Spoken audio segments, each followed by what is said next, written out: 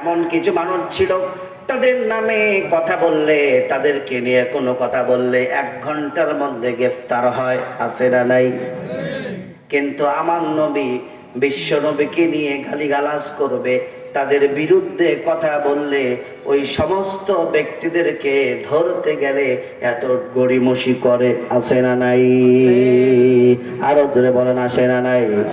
এজন্য আমার যশোরের মুসলমানদের সামনে স্পষ্ট পেলে জানাই দিতে চাই, আমার নবী হচ্ছে রাহমাতুল লিল আলামিন। আমার নবীকে নিয়ে আজেবাজে মন্তব্য করবে, আমার নবীকে গালাগালি করবে, ওই মানুষ বাংলাদেশের জমিনে থাকতে পারবে না। কথা বলেন ঠিক কিনা? এই জন্য বিশ্ব নবীর জন্য জীবন দিতে রাজি আছে। কথা বলেন ঠিক। আরো জোরে বলতে হবে। নবীকে নিয়ে গালাগালি করবে, তুমি মসজিদে বসে বসে সেজদা দিবে আর তাসবিহ টিপবে, তা হতে পারে না। কথা বলেন ঠিক কিনা? বিশ্ব নবীর ইজ্জতের হেফাজত, এটা হলো প্রত্যেকটা মুসলমানের দায়িত্ব। কথা বলেন ঠিক না বেঠিক? আর আপনারা জানেন না, ফেসবুকে এই মুহূর্তে চার্জ দেন রাখাল রানা, রাখাল রাহা লিখে চার্জ দেন, দেখবেন বের হয়ে যাবে কি লিখেছে, সেটাও বের হয়ে যাবে। আমার মুসলমান ভাইয়েরা, বিশ্বনবী মুহাম্মদ রাসূলুল্লাহ সাল্লাল্লাহু আলাইহি ওয়াসাল্লাম মক্কা থেকে হিজরত করলেন মদিনায়। 6 বছর পার হয়ে গেল, কত সাহাবীরা মক্কায় আসতে পারেন না, আত্মীয় স্বজনের সঙ্গে দেখা হয় না।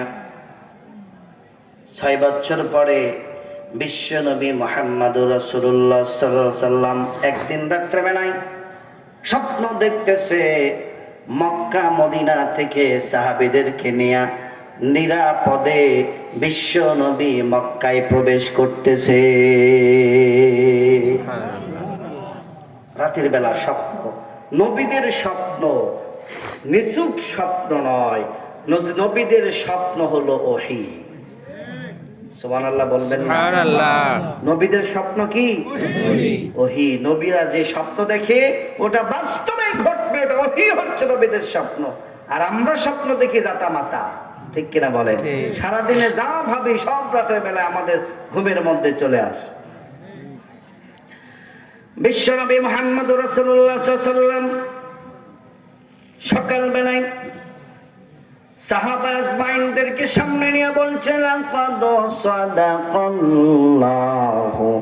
রাসূলাহুর রুইয়া বিল হক। ও সাহাবীরা, রাত্রি বেলায় স্বপ্ন দেখলাম, নিরাপদে মক্কায় যাচ্ছি।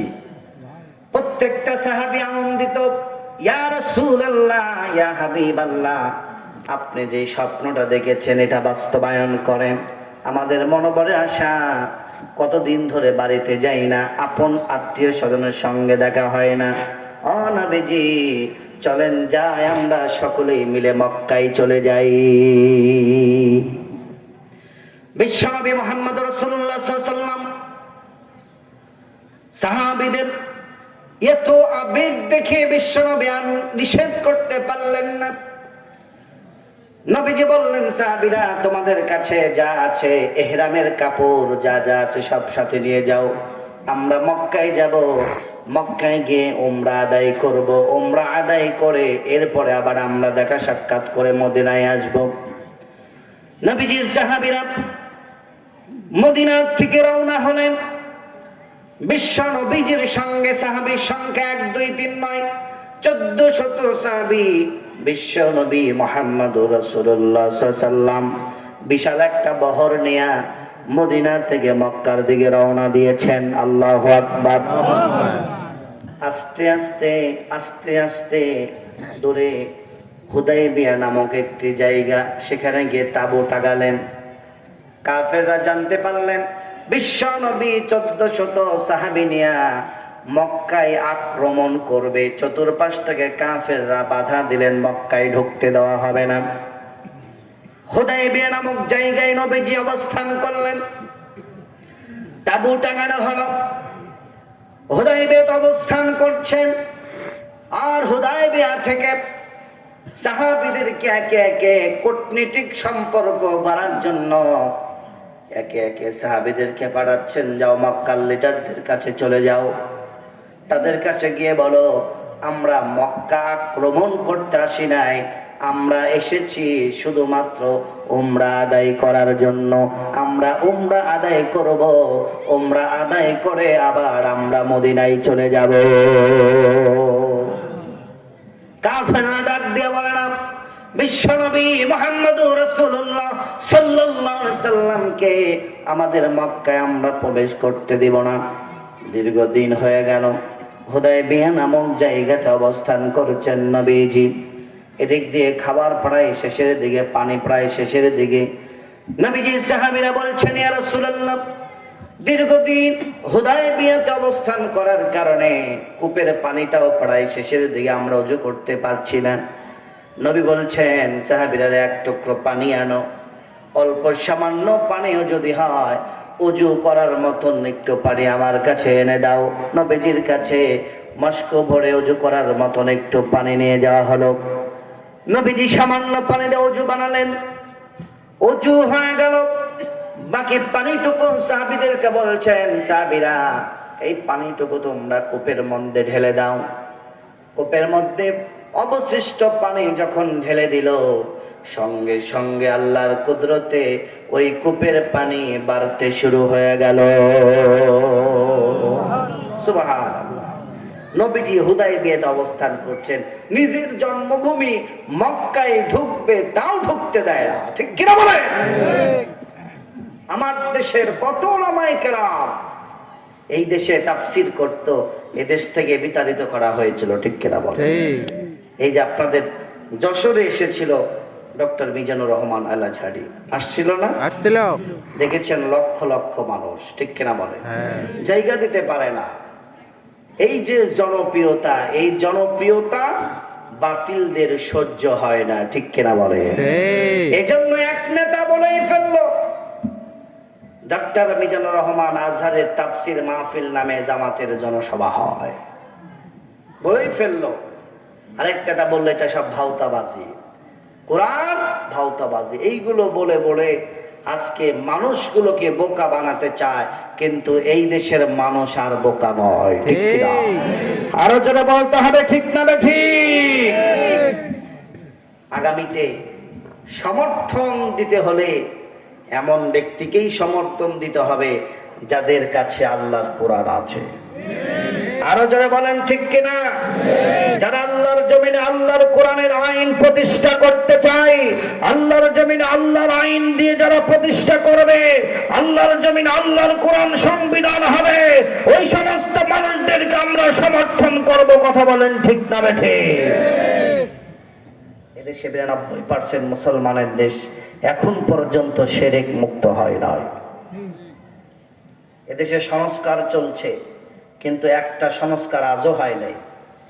সেটা কি জানেন? সেটা হচ্ছে এদেশের যে সংবিধান, একজন নাস্তিকের লেখা সংবিধান। ঠিক কিনা? একজন নাস্তিক, ডক্টর কামাল, এই নাস্তিকের লেখা সংবিধান আজও বাংলাদেশের নামাজিরা বহন করে চলছে। কথা ঠিক না বেঠিক ভাই?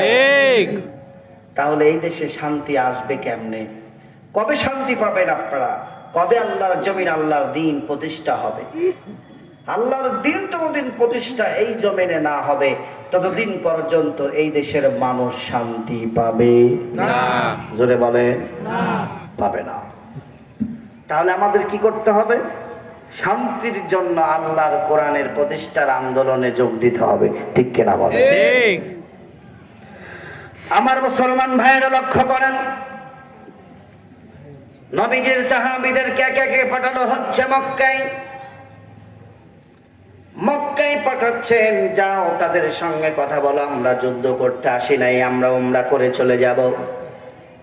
সর্বশেষ পাঠালেন হযরত ওসমান রাদিয়াল্লাহু তাআলা আনহু। হযরত ওসমান ছিলেন বড় ধরনের ব্যবসায়ী, সবার সঙ্গে সম্পৃক্ততা আছে। হযরত ওসমান চলে গেলেন, মক্কার লিডারদেরকে বললেন, আমরা এসেছি যুদ্ধ করার জন্য নয়, আমরা এসেছি মক্কা তাওয়াফ করব, কাবা ঘর তাওয়াফ করে উমরা আদায় করে আবার আমরা মদিনায় চলে যাব। হযরতে ওসমান রাদিয়াল্লাহু তাআলা আনহুকে প্রশ্ন করলেন, ওসমান, তোমাকে আমরা ভালো জানি, মহব্বত করি, তুমি বড় ব্যবসায়ী, তুমি যদি চাও আল্লাহর ঘর তাওয়াফ করবা, তোমার জন্য আমরা ছেড়ে দিব, কিন্তু বিশ্ব নবীকে আমরা এই মক্কার জমিনে আর প্রবেশ করতে দিব না। হযরত ওসমান ডাক দিয়ে বললেন, এ মক্কার লিডাররা, কি করে ভাবলি আমার নেতা বিশ্ব নবী মুহাম্মদুর রাসূলুল্লাহ সাল্লাল্লাহু আলাইহি সাল্লাম কি ছাড়া আমি কি করে আল্লাহর ঘর তাওয়াফ করব? তা কখনো সম্ভব নয়। ইতিমধ্যে ওই সমস্ত মুসলমানের কাছে খবর চলে গেছে, ওই সমস্ত কাফেররা হযরতে ওসমান রাদিয়াল্লাহু তাআলা আনহুকে হত্যা করে ফেলেছেন। হযরত ওসমান হত্যার খবর বিশ্ব নবীজির কাছে যখন চলে গেল, নবীজি তাঁবুর মধ্যে ছিলেন, তাঁবু থেকে বের হলেন, বাবলা গাছের নিচে হুদায়বিয়া নামক স্থানে বসে বিশ্ব নবীর প্রত্যেকটা সাহাবীকে ডাক দিলেন। প্রত্যেকটা সাহাবী আসলেন। রাসূল বলছেন, ও সাহাবীরা, আমরা এই বছর হজ করব না, উমরা করব না, আগে আমার ওসমান হত্যার প্রতিশোধ নিব, এরপরে আমরা মক্কায় হজ করব। তাহলে লক্ষ্য করেন, একটা ফরজ ইবাদত হজ। নবীজি বললেন, হজ বন্ধ, আগে আমার ওসমান হত্যার বিচার হবে। ও সাহাবীরা, তোমরা কারা কারা আমার সাথে একমত? আমার হাতের উপরে হাত দাও, আল্লাহু আকবার। কে কি একমত? আমরা হজ করব পরে, আগে ওসমান হত্যার প্রতিশোধ নেব, হাত দাও। 1400 সাহাবী নবীজির হাতের উপরে হাত দিলেন, আর ঐক্যবদ্ধ হলে আমরা জীবন দিয়ে দিব, আমাদের জীবন চলে যাবে, অসুবিধা নাই, কিন্তু আমরা আমার ওসমান হত্যার প্রতিশোধ না নেওয়া পর্যন্ত আমরা আর মদিনায় ফিরে যাব না।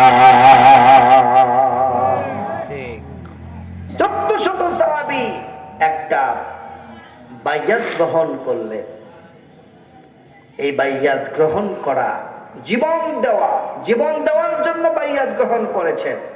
আমার দেশের পীরেরা বাইয়াত করায় মুরিদকে আছে না নাই? ঠিক, জোরে বলেন আছে। আর রাসূল বাইয়াত করেছেন কিসের জন্য? হকের পক্ষে লড়ার জন্য, ঠিক কিনা? তো জোরে বলেন ঠিক কিনা? আরো জোরে বলতে হবে ঠিক না ঠিক? আমার দেশের মুসলমানদের কাছে জানতে চাই, আজকের পর থেকে হকের পক্ষে বাতিলদের বিপক্ষে যদি লড়াই করতে হয়, বিশ্বনবীর সাহাবীদের মতন কারা কারা আছো?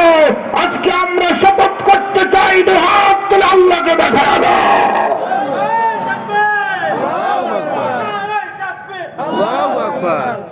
আল্লাহ কবুল করুক, বলেন আমিন। আমিন। হকের পক্ষে বাতিলের বিপক্ষে রাজি আছেন তো ইনশাআল্লাহ? ইনশাআল্লাহ। আমার মুসলমান ভাইরা, কাম টু মাই পয়েন্ট, আলোচনা লম্বা করব না।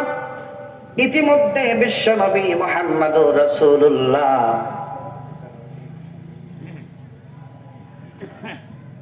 মা বোনদের প্যান্ডেলে জায়গা হচ্ছে না, একটু সামনের দিকে আসেন। শেষের সময় আর বসে কি করবেন? সামনের দিকে বসেন, অন্য মা বোনদেরকে বসার সুযোগ দেন। কষ্ট হচ্ছে আপনাদের? কেউ জিকির করেন, লা ইলাহা ইল্লাল্লাহ, লা ইলাহা ইল্লাল্লাহ, জোরে লা ইলাহা।